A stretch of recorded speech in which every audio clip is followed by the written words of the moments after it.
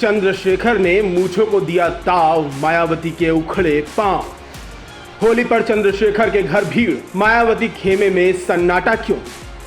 चंद्रशेखर ने लगाया बीएसपी को डेंट, वोट पहुंचेंगे 30%।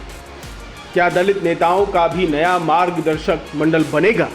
काशीराम ने तो अपना उत्तराधिकारी समय से पहले ही चुन लिया था, लेकिन शायद मायावती इसमें चूक गई और उनकी इस चूक का फायदा चंद्रशेखर ने उठा लिया है। मायावती भी इस बात को समझ चुकी हैं, तभी तो आकाश को किनारे बैठाकर खुद मैदान में कूद गई हैं। लेकिन तब भी चंद्रशेखर उन पर भारी पड़ रहे हैं। रावण का नाम अब हर दलित की जुबान पर चढ़ चुका है। मायावती का सम्मान तो सब करते हैं, लेकिन उनकी भूमिका बदलने का वक्त आ गया है।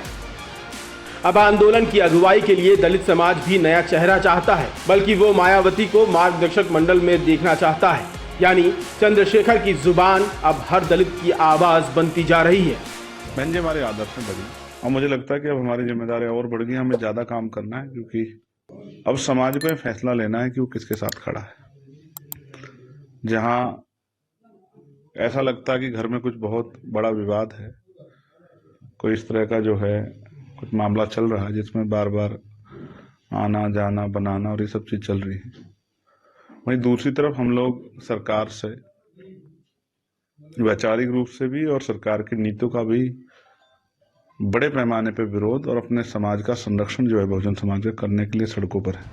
तो किसके साथ जाएंगे आप? चंद्रशेखर के साथ जाएंगे। चंद्रशेखर के साथ। चंद्रशेखर युवा है, चंद्रशेखर हर उस दलित की दरवाजे तक जाता है जहाँ पे अत्याचार होता है। जो चीज है वो है।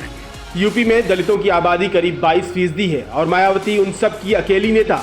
हालांकि अलग अलग पार्टियों की सेंधमारी की वजह से ये वोट बैंक बढ़ जाता है, लेकिन हर दलित की जुबान पर मायावती के लिए सम्मान है।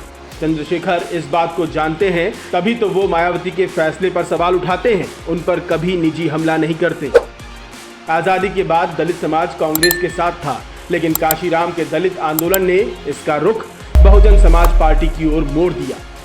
इसी के दम पर मायावती यूपी में 4 बार सीएम भी बनी। 2007 में 30.4% वोट शेयर के साथ यूपी में बीएसपी ने पूर्ण बहुमत हासिल किया था। 2022 में मायावती की घटती लोकप्रियता और दलित वोट के बंटवारे से वोट शेयर 12.7% तक पहुंच गया, जबकि 2024 के लोकसभा चुनाव में 9.39% का वोट शेयर रह गया। मायावती को एक भी सीट नहीं मिली। मायावती की सर्वजन रणनीति और गैर दलित गठजोड़ ने शुरुआत में सफलता दी, लेकिन बाद में जाटव आधार से दूरी और संगठनात्मक कमजोरी ने बीएसपी को कमजोर किया। चंद्रशेखर आजाद अखिलेश यादव का पीडीए इसी खाली जगह को भरने की कोशिश कर रहा है, लेकिन अखिलेश पर दलितों का वैसा भरोसा नहीं है। ऐसे में 2024 में नगीना से 51.19% वोट हासिल कर चंद्रशेखर ने बड़ी जीत दर्ज की और अपना कद काफी बढ़ा लिया है।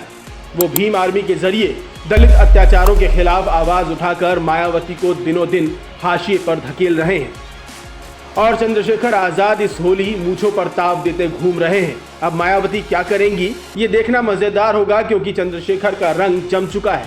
वो मायावती को अपने पुराने रंग में लौटने नहीं देंगी। बीएसपी के लिए अब फिर से 9% से उठकर 30% तक पहुंच पाना नामुमकिन ही नजर आता है। आपको क्या लगता है? अपनी राय कमेंट करके जरूर बताएं। न्यूज कोरिडोर्स आप हमें यूट्यूब पर, इंस्टाग्राम पर, एक्स पर और फेसबुक पर फॉलो कर सकते हैं।